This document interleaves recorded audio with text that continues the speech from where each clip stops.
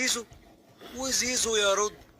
الصحفي الرياضي زياد مصطفى قال ايه؟ الصحفي زياد مصطفى قال ان زيزو بعد مباراة مصر واثيوبيا اتسأل من الجهاز الفني لمنتخب مصر: انت فعلا مضيت للاهلي؟ زيزو قال انه حصل اتفاق ما بين الاهلي وما بين والده، واقسم بالله انه حتى هذه اللحظة لسه ما وقعش للنادي الاهلي. طيب خلاص نعتبر زيزو في الاهلي يعني؟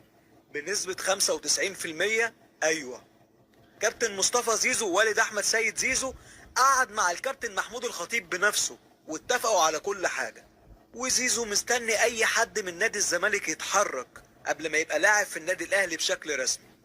ممدوح عباس بعد ما كان واعد مجلس ادارة نادي الزمالك بالتجديد لزيزو شال ايده من الموضوع وقال لهم انا شاريله عربية ملايين، في رجال اعمال غيري يقدروا يجددوا له.